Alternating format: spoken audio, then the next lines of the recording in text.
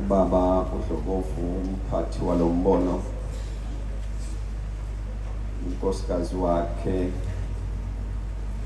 abantwana bonke bakhe uDlokovu, ubuholi bonke bentaba, ngihloniphe abefundisi abakhona ngokwezigaba zabo, ibandla likaJesu Kristu sanibonani. Siyanibingelela bazalwane. Ukuthula kwenkosi makuhlangane nani. Sicela uamen meningenankinga. Manje uamen wenu ngathi khona la nibambeke khona. Ngiyanikhulula ngegama likaJesu. Khululekani. Amen. Useceleni eduze nami ebheka njalo ukuhamba kwami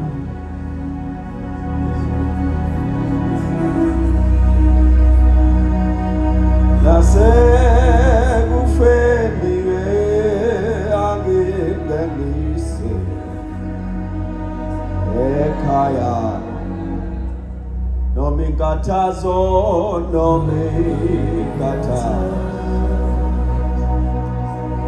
isekheleni ngophumelela ngoJesu wami katazo nomikatazo sendele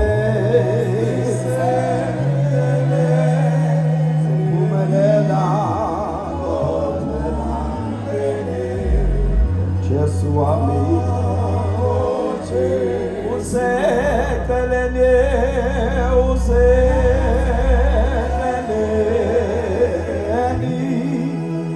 eduze nami beka njalo ukuhamba kwami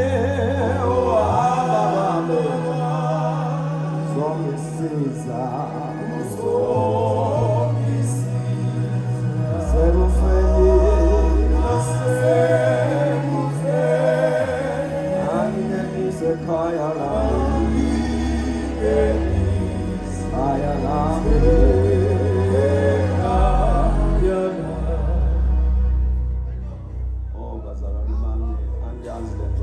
Gimbone yena ke ngimbone yena othanda zohlala naye ngihlale naye bone yena ngimbone yena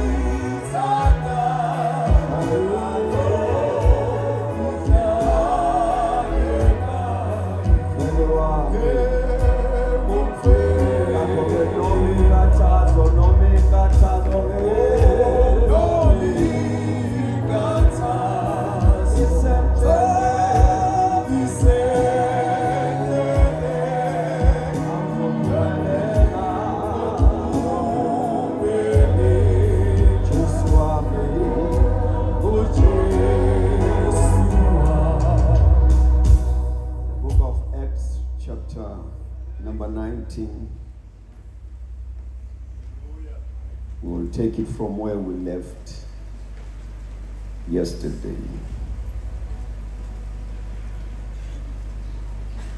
We reading verses number 1, verses number 2, Acts chapter number 19, verses number 1 and verses number 2. While Apollos was in Corinth, Paul traveled through the entire region until he reached Ephesus, on the coast, where he found several believers. Verse 2. Did you receive the Holy Spirit when you believe? He asked them. No, they replied. We haven't even heard that there is the Holy Spirit. Funda Jesus. All petty Bible. Funda koa. Kwathi uPaulo eseKorinte wafika uPaul eEfesu, esenqamule esifundeni ezingenhla wafika abafundi abathile. Wathi kubo, namamkela yini umoya oyingcwele mhla nikhona? Kepha bathi kuye, qha asikaze sizwe nokuzwa ukuthi ukhona umoya oyingcwele. Masithandaze. Baba wethu omuhle osezulwini osithandayo, egameni lenkosi yethu Jesu Kristu siyabonga ukuthi nathi ngomoya wakho oyingcwele khuluma kithi uzambule ukhazimulise uKristu Jesu. Amen. Sibuka lesihloko nje, ngeke ngithathe imizuzu emibili, ungangithemba ngumuntu onesibindi sokubeka phansi mic. So mangithi isikhathi sincane ngizosithatha sincane ngempela, ungakhathazeki.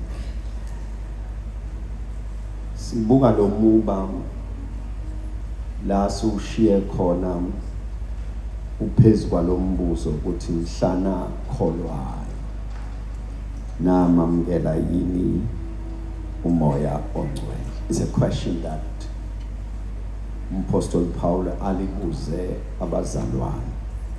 It's a relevant question to the believers. Mhlana kholwayo namamkela yini umoya ongcwele. Bese bephendula abazalwane bathi cha. Bese besho futhi ukuthi why bengamamkelanga, bathi ngoba asange sezwa ngaye. Maphinde uPaul ufika abazalwane bayakhonza. Ekukhonzeni kwabo babuza lo mbuzo, mhlana kholwayo namamkela yini umoya ongcwele? Bathi bona cha. Bese bethi sizathu ngoba sange sezwa ngayo. Khona enye inkonzo njalo mayifika kwakho ikubuza lo mbuzo naye, mabangqongqoza bakubuza ukuthi siwamamkelani umoya ongcwele, bese besho ukuthi lesandla sikalokhuza. Ne right wasana bami. Khona enye inkonzo mabefike nje bakubenge negcike bathi senamamkela yini, bese bethi ngesandla sikasibani. Is a question abasoke beyibuza, kodwa namhlanje ngifuna siyirelevance the question. Umbuzo lo ubuzwa abakholwayo ukuthi mhlana kholwayo namamkela yini umoya ongcwele.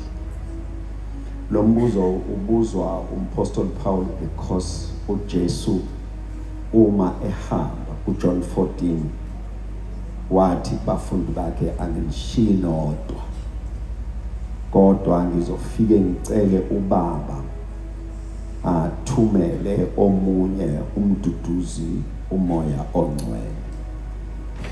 Amamazi uJesu uma ehamba uthi bafundi bakhe, I'm going to hand over the mission to the Holy Spirit, so that engikwenzile umoya ongcwele uzawuqhubeka kuwona. ngicela ngenze nje ama-point abe mathathu. Elokuqala is that umoya ongcwele wabakholiweyo akuwona wesonto thizeni noma ekhona ubandla sithi awakamoya kodwa akusiyena owabo bodwa. The Holy Spirit is for those who believe. Ngicela nithi amen. Uma uJesu umvumile ukuthi uyinkosi nomsindisi, kuthiwa sekufanele sikutshele ngomoya oyingcwele. uJesu ukusindisile, sefanele sikutshele ngomoya oyingcwele sithi yamukela umoya oyingcwele. Umoya oyingcwele njengesethembiso uJesu asishiyile ukuthi njengoba ngihamba abafundi bami into ezokwenzeka, umoya oyingcwele will come upon you, the comforter, ngishiye nodwa. Umoya oyingcwele isethembiso samakholwa ayisesonto. Umoya oyingcwele isethembiso sekholwa ayisebandla. Wonke osekholiwe ukhona isethembiso sikamoya ongcwele. Mangiphinde, uma sikhuluma ngomoya oyingcwele sikhulumi ngento yesonto thizeni, sikhuluma with the person othe uJesu mehamba wathi sala uqhubeka nokholiweyo. Awubazalwane bami, ngizophinda ukugcina. Umoya oyingcwele uthatha over to continue with the mission of Christ on earth. Ngoba uKristu usekhuphukile waya phezulu, wasethi umoya oyingcwele sala uqhubeka nokholiweyo. Akekho kunoma ubani ukunaloyo okholiweyo osekholiwe. NgokukaMpostoli Paul uthi encwadini yamaKorinte, anazi yini ukuthi imizimba yenu iyithempeli likamoya oyingcwele na, nokuthi uhlala kini. Ngamanye amazwi umoya oyingcwele awuzile esontweni, awuzile kwi-building, uze kulo kholiweyo. Awubazalwane bamsondelana, umoya oyingcwele akusinto ene-location somfica lapha, une-location eyodwa okholiweyo. Okholiweyo uJesu meke wafika empilweni yakho, you are consecrated, you are set apart to be a dwelling place of the Holy Spirit. Mangiphinde, uJesu ukwamukela uJesu menze inkosi nomsindisi ubese sekuhlukanisela ukuthi ube yithempeli lokuhlala kamoya oyingcwele. Ngamanye amazwi umoya oyingcwele akahlali nje emkhathini, uhlezi kulokholiweyo. Manje uma uJesu somkholiwe wamenza the Lord and the Savior, sekufanele udedele umoya oyingcwele ahlale. uJesu uthi isithembiso sikamoya oyingcwele ukuthi uma umoya kaNkulunkulu esefikile kuwe uzohlala. Ngifuna ngingasheshi ngidlule kulelo point until sonke we are clear. Akusiwona amandla anyakaza enkonzweni kodwa umuntu ohlezi kuwena. Akusishisa kwenkonzo kodwa umuntu ohlezi kuwena. When we are talking about the Holy Spirit, asikhuluma ngesithunywa. Khona isonto kulona umfoko baba oyibishop kulona kwathiwa kunesithunywa sisuswa amanzi abandayo ekseni mabeyobhabhadiswa. Uma unenkinga yokuthi into yakhe ayikhiki bakubhabhadise bese iyakhika. Umoya oyingcwele akakhikwa, is a person ohlezi kuwena, akadingi ichorus, akadingi ingoma, akadingi lutho, is a person. Umuke wakholwa wamukela lo muntu ekuthiwa umoya oyingcwele ahlale kuwe. This is the first step. Bazalwane bamcela nizwe lento, angikusheshe ngidlula until we in the same side. Uthi uPaul Paul mhlana akholwa. Ngamanye amazwi mhlana amukela uJesu namenza the Lord and the Savior. Nabe senimamukela yini umoya oyingcwele. Ngoba uma usukholiwe you then receive the Holy Spirit. Umamukele ahlale kuwena, you become a dwelling place, a tabernacle la ahlezi khona. Uma ezulwini bebuza ukuthi uphi umoya oyingcwele, abamkhombe ehlahleni bakhomba ukholiweyo, ngoba lo kholiweyo becomes a physical address for the dwelling of the Holy Spirit. Sihlezi naye sikhonza noma singakhonzi, sihlezi naye sise office noma sisenkonzweni. Manje ukholiwe wamamukela, uhlezi kuwe. Bazalwane bami, oh Nkosi yami ayikho into esiyinyakazisayo bese sithi uyena cha uhlezi kuthini.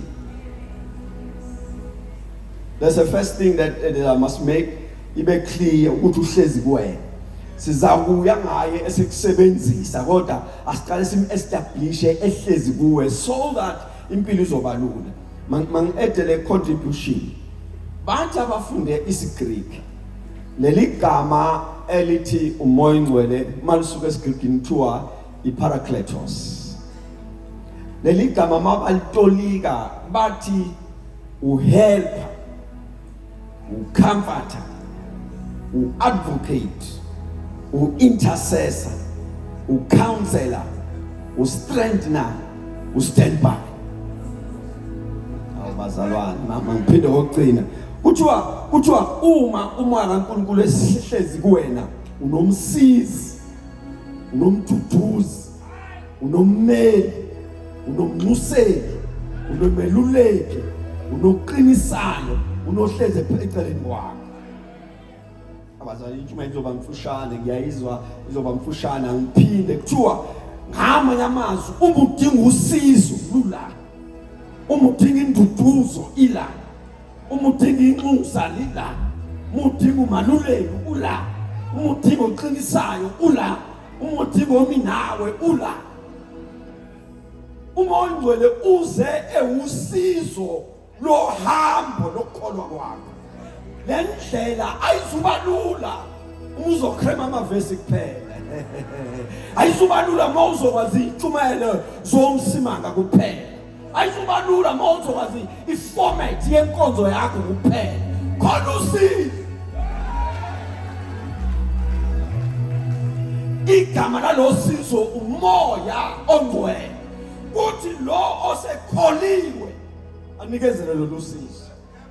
Amanye amazwi bathi abasezulwini sinesiqiniseko sokuthi ngelinye ilanga siyombona engene emasangweni. Kodwa yini esinganesiqiniseko sayo ukuthi uyosurvive zonke izinto, uyonqoba zonke izinto, uyokhuphuka zonke intaba, uyothomba yonke imfuyo. Bese bethi asithembile yena, sithembe umsizi, sithembe umduduzi, sithembe umaluleki, sithembe umuseli, sithembe umqinisayo, sithembe ominayo. His name is the Holy Spirit. Amazulu amthembile umoya ingcwele ngempilo yakho. Sekusele kuwena umethembe ngalendlela bazalwane angiphinde kokugcina kuthiwa ezulwini they are interested in you reaching the final destiny and balethe usizo izwi lenkosi as you know many other things kodwa bathi asilethe ozohlala la akhulume la oh Lord aqinise la ngaphakathi babuza nabantu ukuthi lo uwele kanjani ngoba siyazi ukuthi esibongweni sakubo esigodini sangakubo akekho jomba la babuzana how did you face that kanti wathi mayefika khona kwakhuluma umsizi zungesabi ngini awe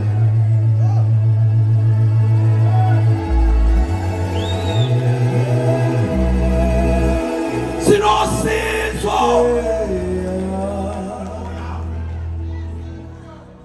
wathi indlela inzima bonke behluleka beshiya phansi kuqubuka umsizi ngaphakathi aqubuka induduza athi nokuba mefa ngiwanyathele lapho ngihamba eyakhe indlela wanali uJesu wami uzopolisa amaqeba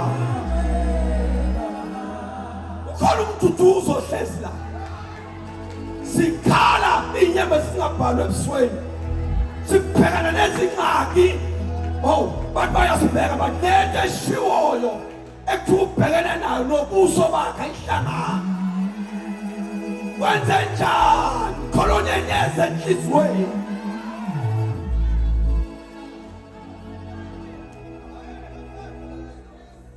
Uma uhlangene noJesu ngiyacela hlangana nomoya oyingcwele. Uma uJesu uhlangane naye hlangana komasalana. Tenio oplesta tuzenia bakato shonia atepe hlangana nusepanyo kapa hlangana nomoya oyingcwele.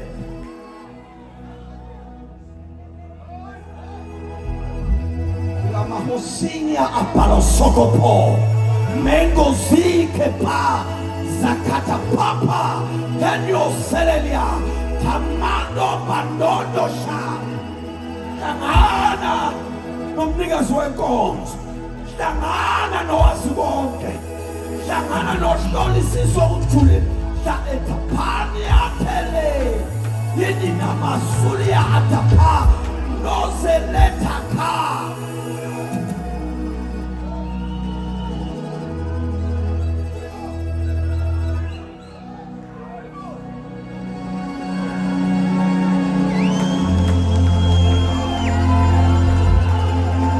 Izobanzima lendlela uma uhambe ngekho uyawuhluleka.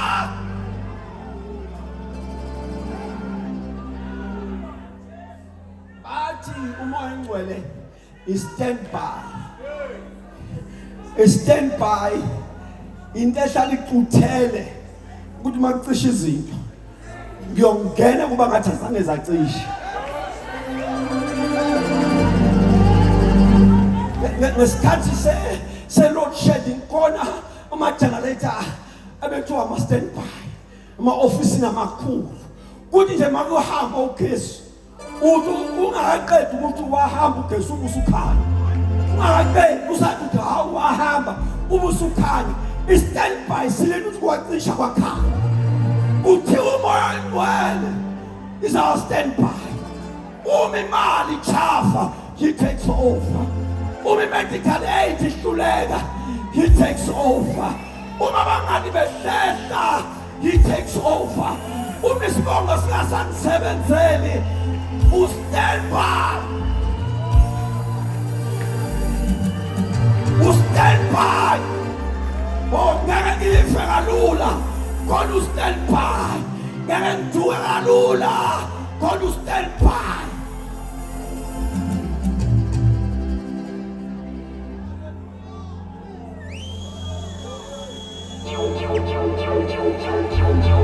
Usoyihamba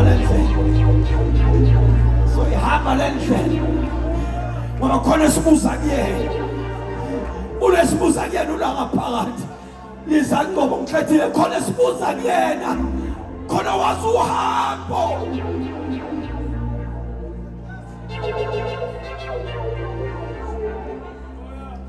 Mhlana kholwayo namamkela yini moya oyingcwele. Mhlana kholwayo namamkela yini.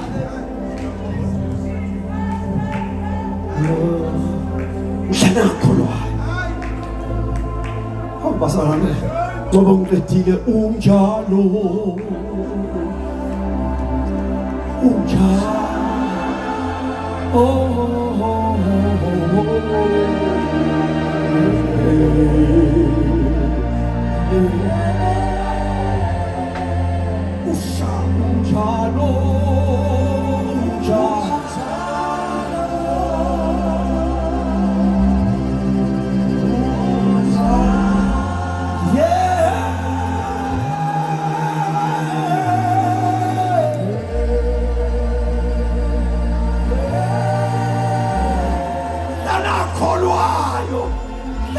Kholwayo namamkela yini, hlana kholwayo, hlana kholwayo.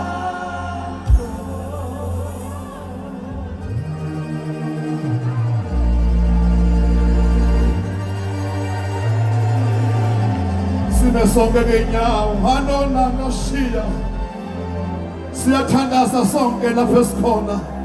Unjalo.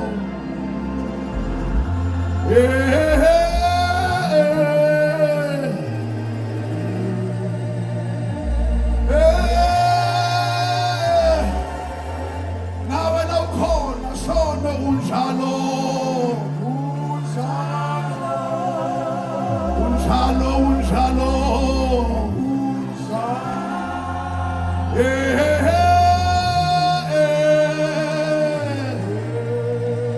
Unamaya minasana silimandone nasikamandeya.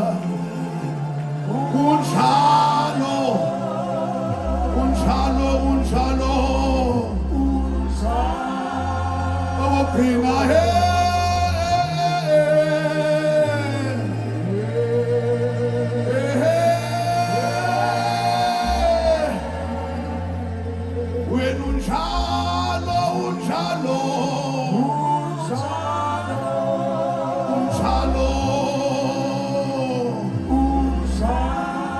Angesithandaze sonke sihlobome kule ndawo siyabonga.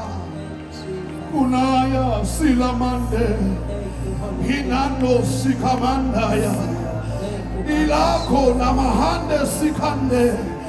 Ungwele uNkulunkulu wethu uphakeme nasembini uyababazeka kakhulu wena wedwa. Akekho onjengawe, akekho nongafaniswa nawe. Siyabonga uthatha umngcwele nomkhazimulayo. Nkulunkulu uyise, Nkulunkulu ndodana, Nkulunkulu moya ongcwele.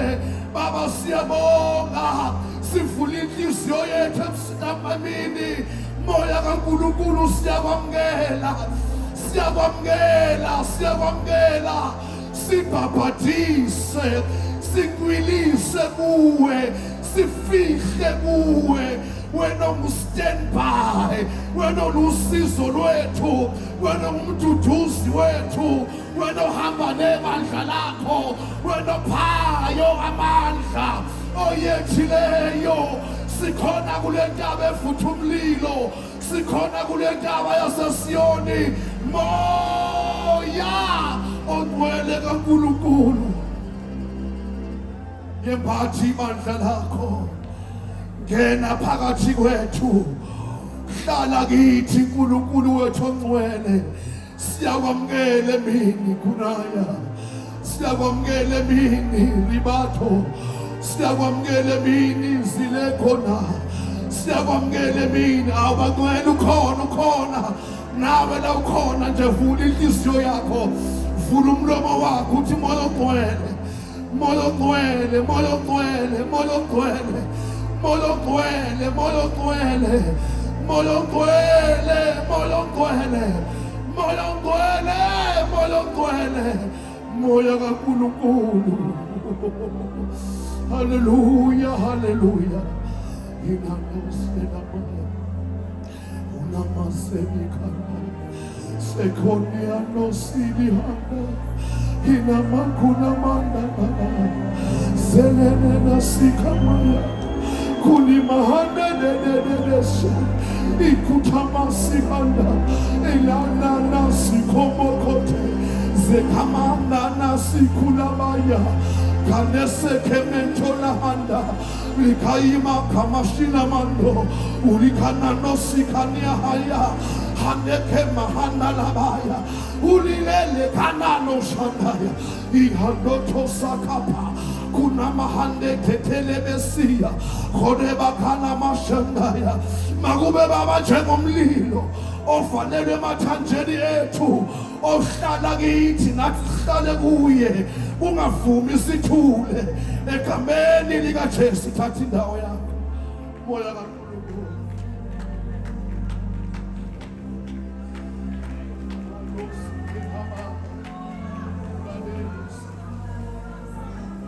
Thank you, Jesus. Simshayele izandla kakhulu uJesu.